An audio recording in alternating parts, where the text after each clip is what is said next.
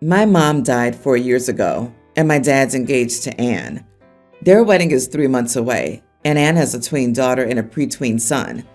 Dad has me, teen male.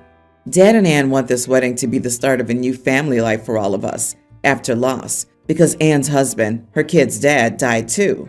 They see this as a happy new chapter and an exciting chance to grow the family, or whatever. They want us to accept the wedding and each other as family and commit to being close, loving each other, choosing each other, and swearing we'll always be a family.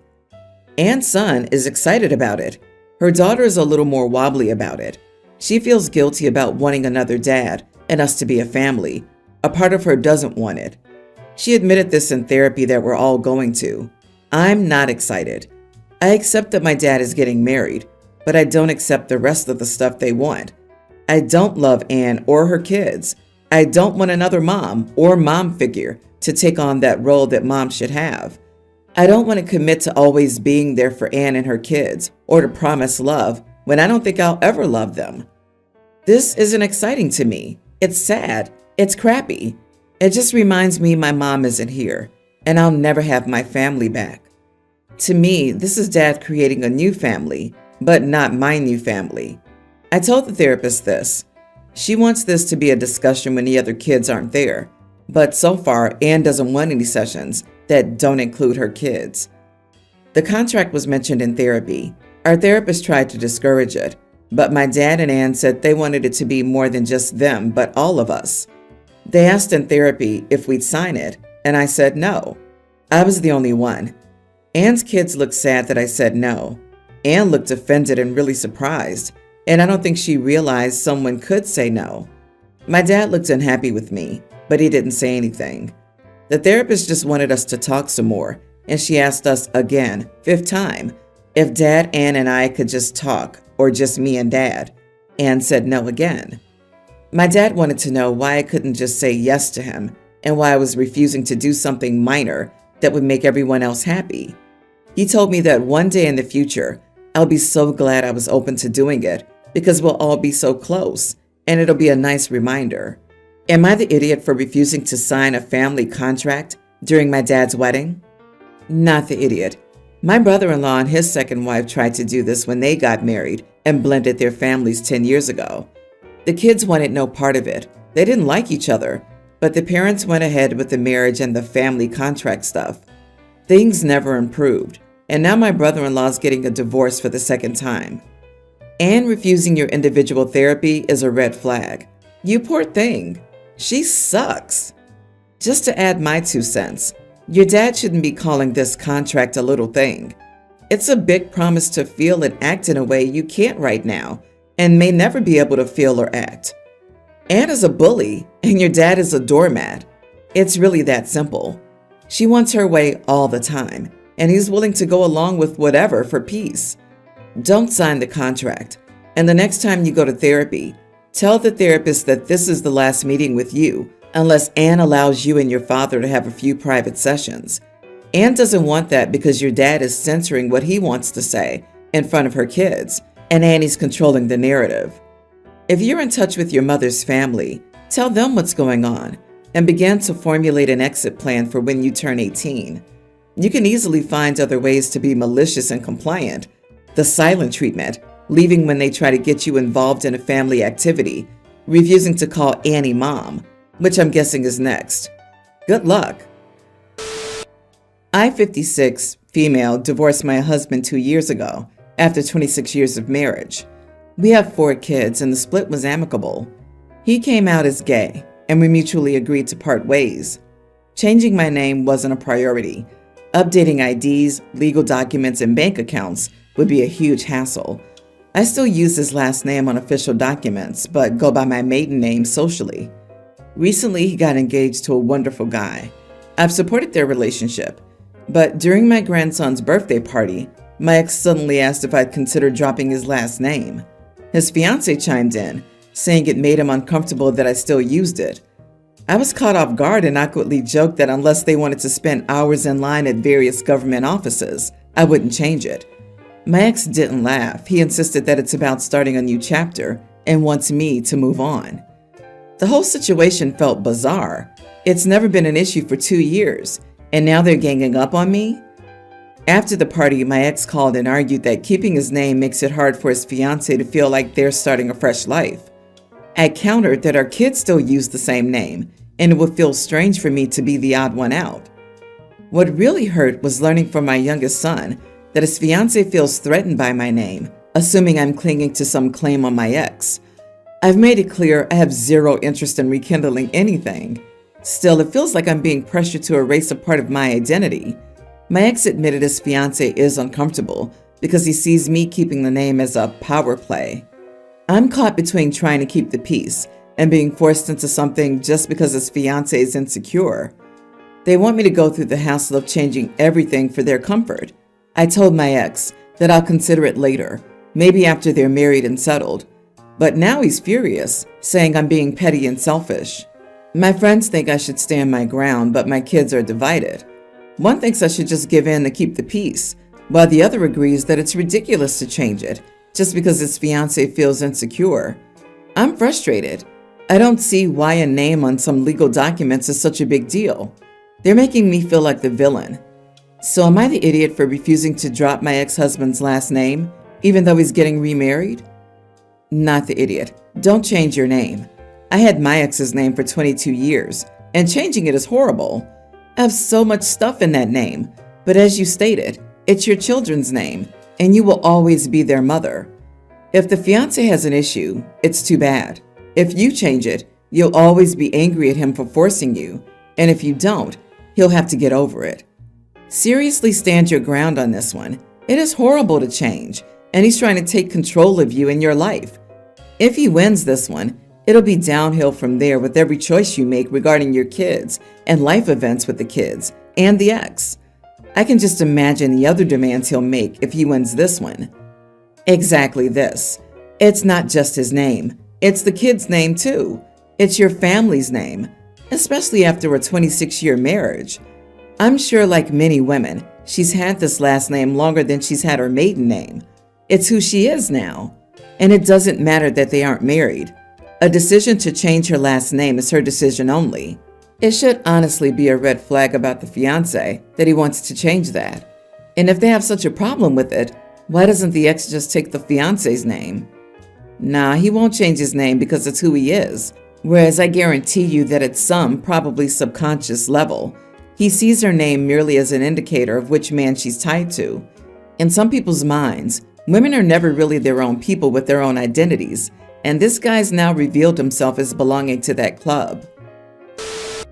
I, female 35, had a very good friend, male 35, John, in high school. He started dating Jane, all the same age. In college, I met and married my husband. We all went to the same college and all got along famously. It was really the most ideal thing ever. One night, now 15 years into our friendship and 11 years into my marriage, I hear the phone, and my husband is basically flying out the door in the dead of the night. I asked what the heck was going on. He says he can't tell me. He's super comfortable with this. I see his phone says John. He apologized profusely and said he didn't know what to do. He could only say he promised not to say it, and he left.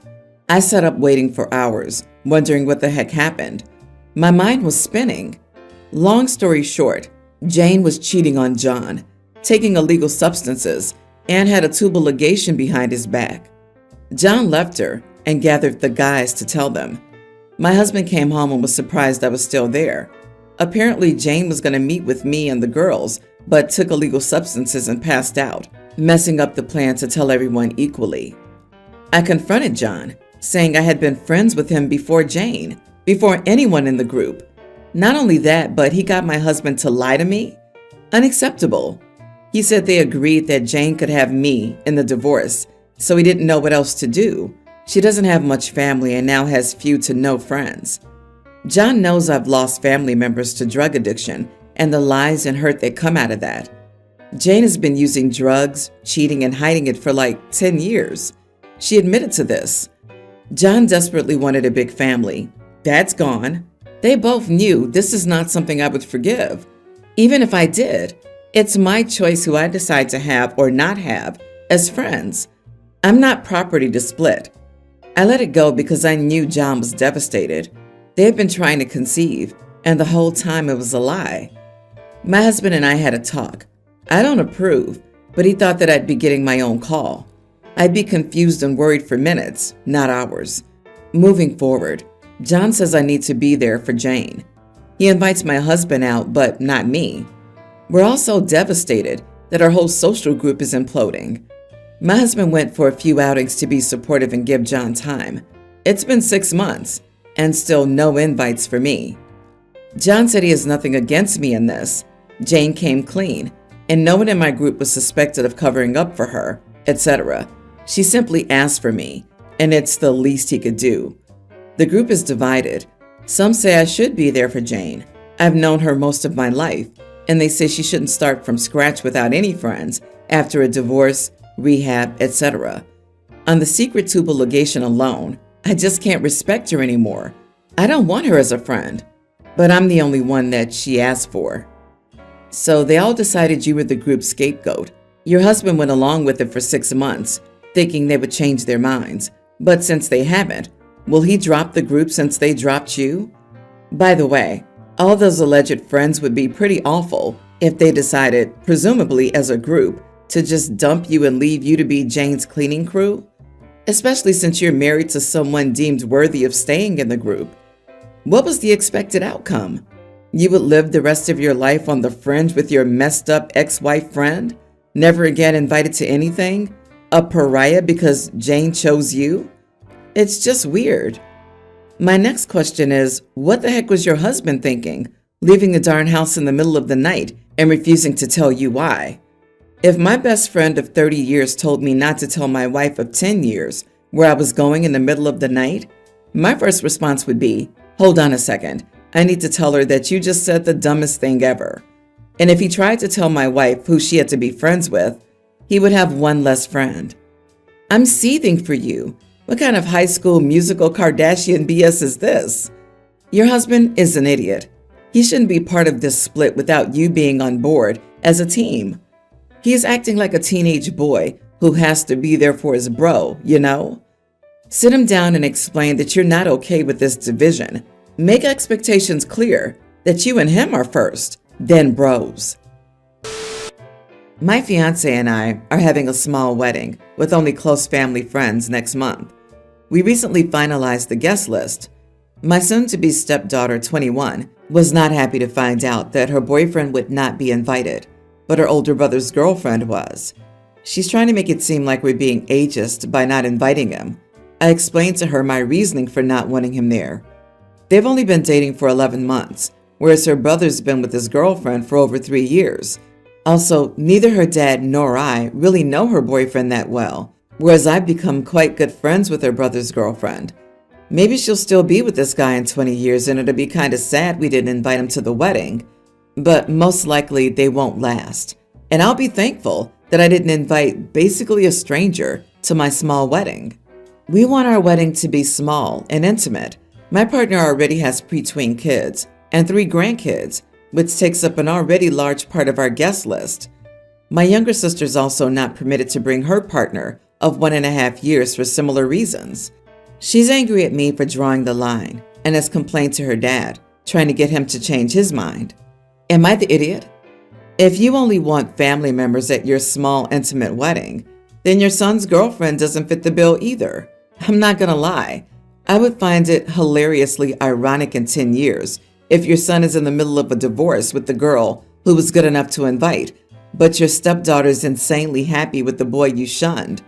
It's your wedding, do what you want, but you are the idiot for playing favorites with your kids. Way to nuke your relationship with your stepdaughter right from the start.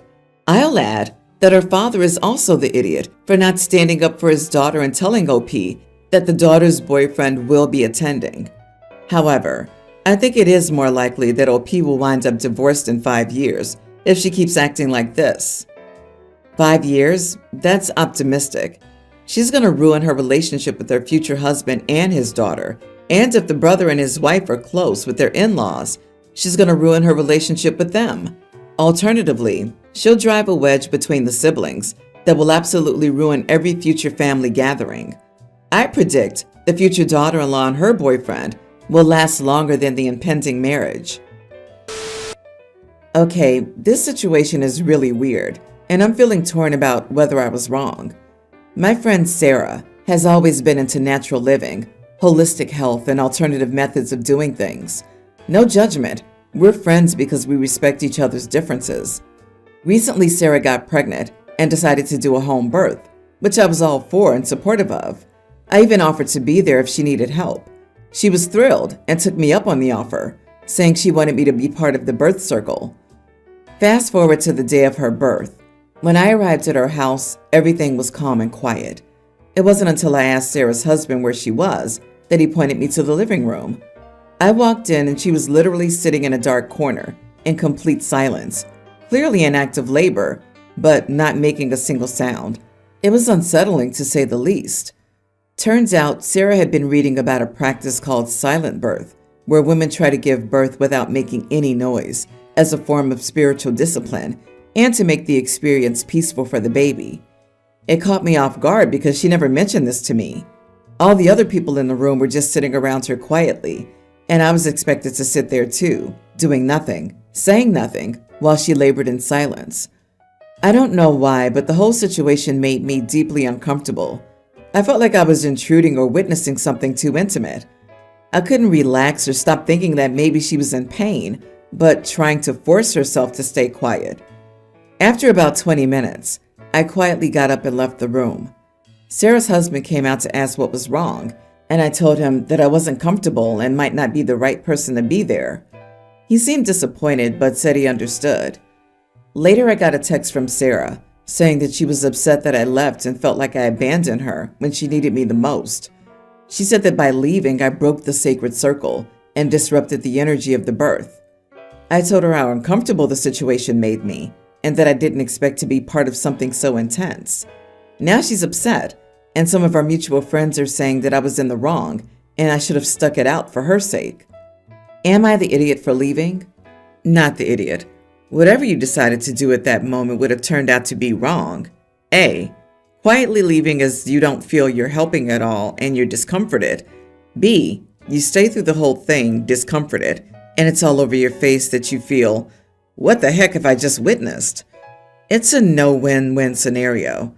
Your friend would have interpreted the way you felt as you ruining the moment. Your friend should have stated clear expectations of what she wants of her circle of whatever, understanding completely well that she's choosing rather an unconventional way of giving birth. Communicating going forward might clear the air. Or are you at the point where that friendship has run its course? Agreed. Setting clear expectations should have been a mother's first priority far in advance. It's a birth plan, not a birth figure it out based on vibes. For example, what happens if labor goes on for 8, 12, or 24 hours, which is not unheard of? Is the circle broken because someone has to use the bathroom? The only context I've ever heard of in a silent birth is in Scientology. It's another abusive and misogynistic cult practice, and I wouldn't be surprised if OP is suddenly declared a suppressive person and cut off by her friend if she expresses any concern for her. OP, she should have told you. Not everyone's comfortable watching whatever holistic invention people read in who knows what obscure book, website, or social, and implement it without knowing the whys and hows.